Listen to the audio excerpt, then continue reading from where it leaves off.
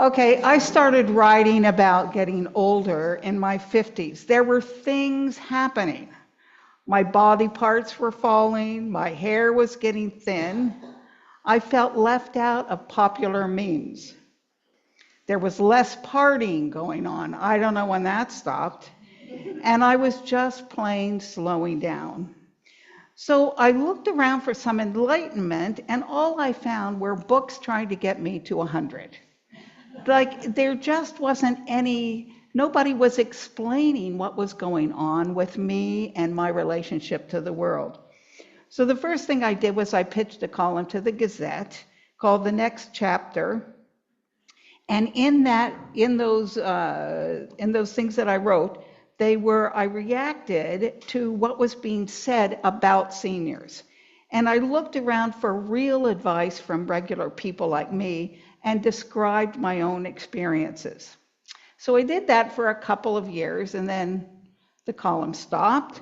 And when it was over, I just kept writing.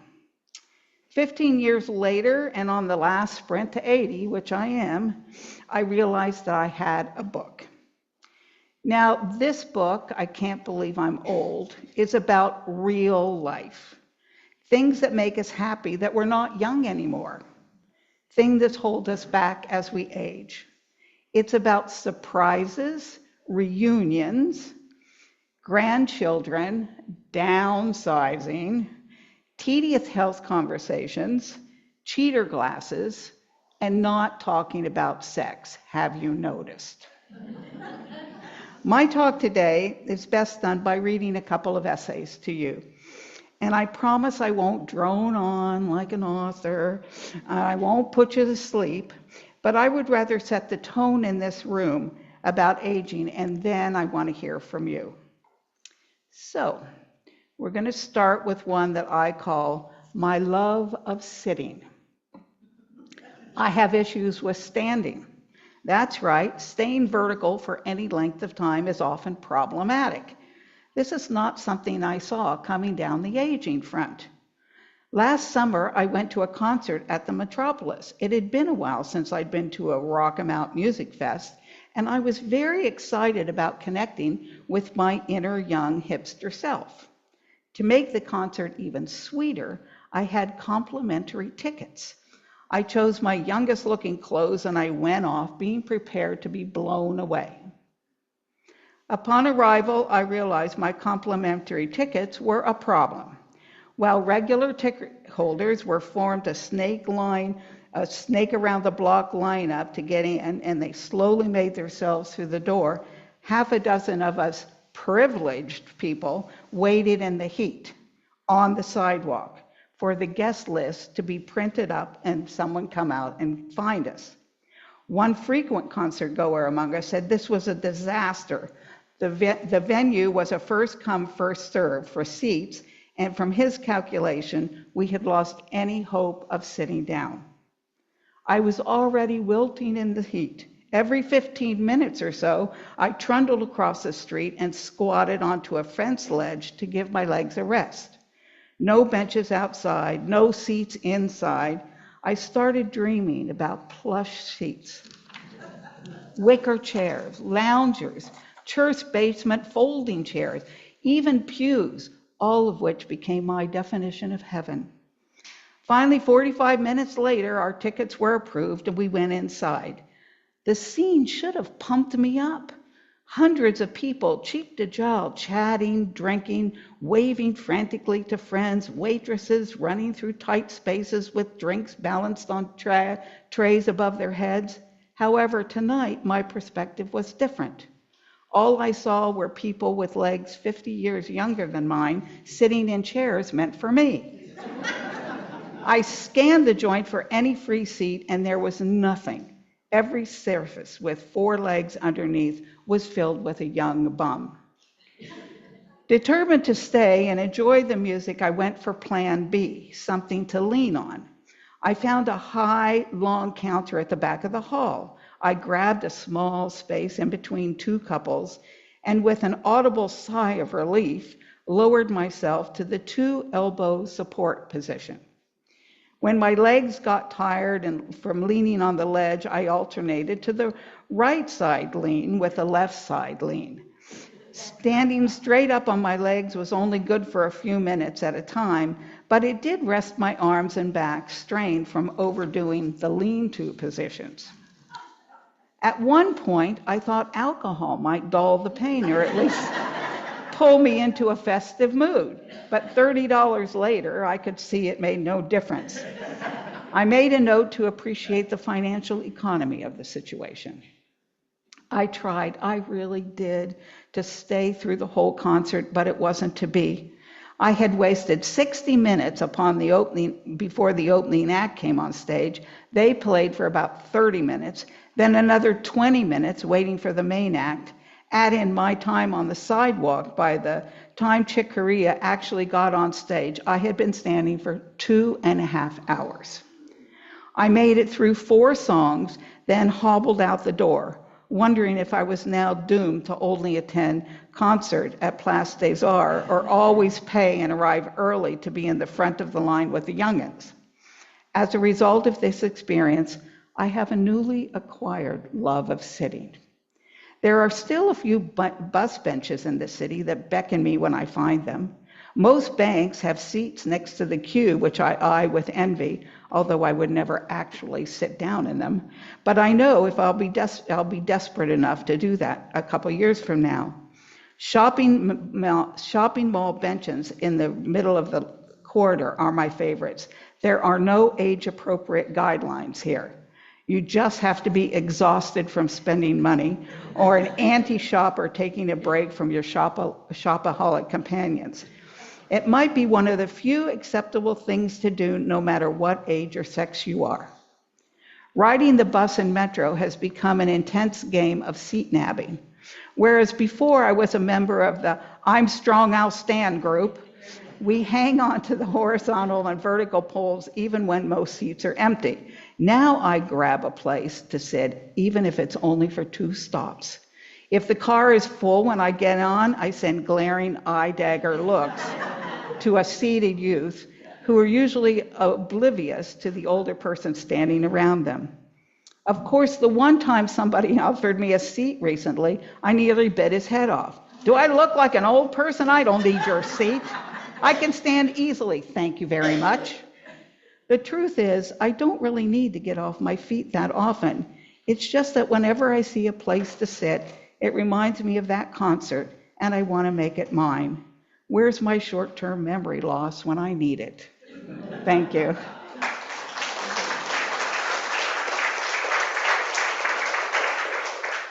So that should give you some idea of what's in the book. There are so many things like this. This next one, called Age Disclosure, I've been watching this happen for about the last 20 years, and I find it very interesting how we all, people my age, deal with telling our age. The senior world can be divided into 2 groups, those who admit and tell how old they are, and those who won't. I have always been in the former group for one basic reason. I like the response when people hear how old I am. You don't look that old. Admittedly, it's like fishing for a compliment.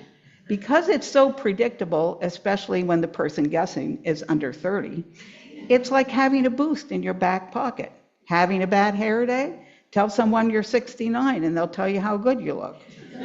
Feeling fat and inflexible? Drop your age into the conversation for an instant pick-me-up. I've been doing this since I was in my 50s and never understood why others didn't take advantage of this guaranteed compliment. There is one risk, however, which I recently encountered and which made me think my choice of disclosure might not be all it's cracked up to be. Someone followed their surprise at my age with another number, which they felt better suited my physical state. Why, you don't look a day over 65. I almost slugged them. Not looking my age should not come with details. I want to be able to think I look younger in a general sense. Besides, 60s, 70s, what's the difference? I don't consider 60-year-olds any younger than myself. It might be nearly 10 years ago, but it's 10 of those fast as lightning years which don't really count. If I was dating somebody in his early 60s, I would not consider myself going out with a younger man. In addition, I have really aged. In addition, have I really aged 10 years since the last time I dropped my age? About 5 months ago. No, no, no, no. This person obviously can't tell the age of anyone or anything.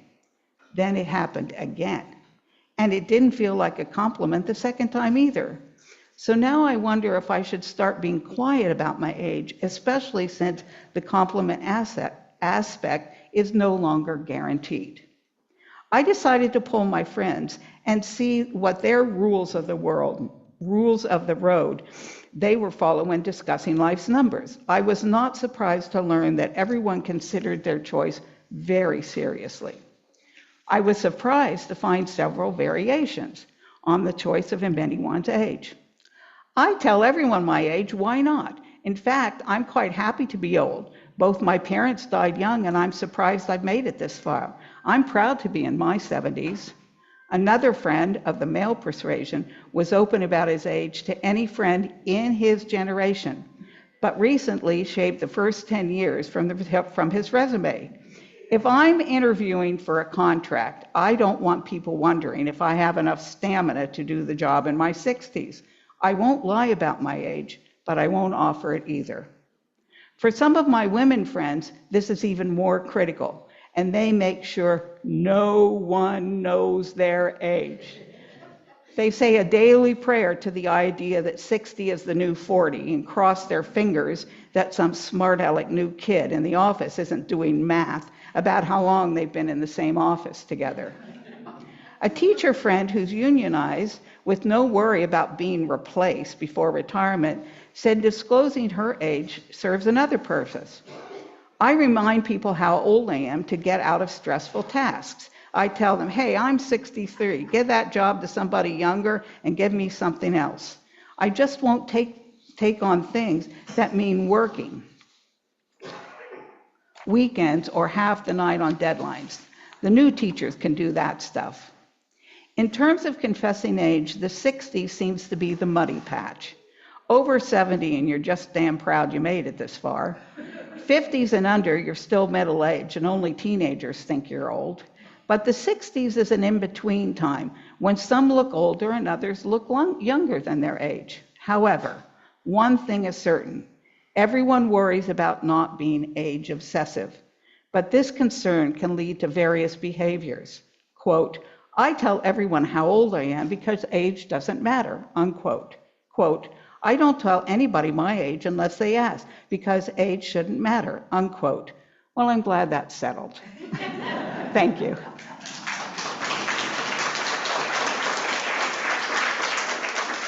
Okay, are you up for one more? Oh, good. Come on, come on. Are you up for one more? Yeah, okay, good. All right, let me find one more. Oh, this will be good. Until I was old, my body was a minor player in my life. Young Janet didn't really pay attention to what it was doing. She was mostly concerned about how it looked, except for childbirth when she wanted to know every little thing that was happening to it. I came late to the game of exercise and healthy eating. Now, however, my body is a very urgent concern. It's basically the only thing standing between me and death. Sometimes when a body part hurts or feels weird, I try to imagine what parts might be unwell or tired. Is it my legs again? Or maybe the dementia is starting? As we pile up health stories from everyone around us, we have more and more dire scenarios to imagine. So recently, I decided to write my body a letter, telling it how my mind feels about its failing efforts. And here's what I wrote. Dear Janet's body, you and me, Janet's mind, have been together for a long time, taking Janet through life in what I always thought was a pretty harmonious fashion. Until recently, I never kept track of who called the shots. I guess I thought body and mind were a very tight team, pretty much a 50-50 arrangement. When I was anxious, worried, or overwhelmed, you gave her sleep, So she was ready to tackle the next day with a to-do list that made her feel more in control. When she fell and wrecked her back or had that bum knee, I encouraged anything that got her off her feet so you could heal. I pointed her toward binge watching TV, reading, knitting, audiobooks. We worked together to get her this far. But lately, if you ask me, there's been a shift in power. I'm sure you have your reasons, but many of my attempts to keep her healthy and focused don't seem to impress you at all. The only way you'll let her lose weight is if she eats nothing. That can't be good. Of course, carrying too much weight isn't good either. What's up with that?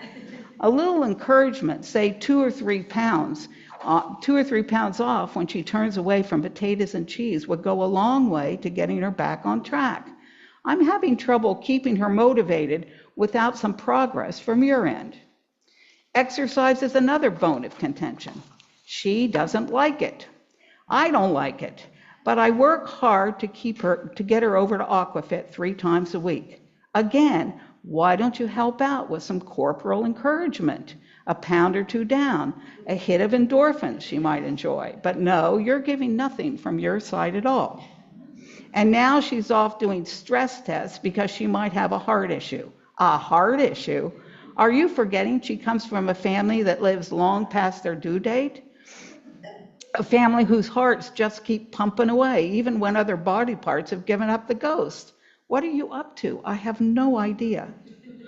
The other issue is our naked bodies. I don't know about you, but I find absolutely nothing enticing or good-looking about her body anymore. Things are falling, inflating, disappearing. She's not bad at covering it up. Clothes are our best friend. But I'm reminded of the destruction when she gets ready to bed or passes a mirror while getting dressed in the morning. I can't decide if at this point you're a protector or a terrorist. Are you trying to slow her down or scare her half to death? As her mind, I need to know where to direct her next. I realize bodies have never lived this long, and you're probably in new territory yourself, wondering how to keep the insides and outsides going when they should be calling it a day. Still, some hit of what's needed from time to time would be awesome. Sincerely, your friend, Janet's Mind. Thank you.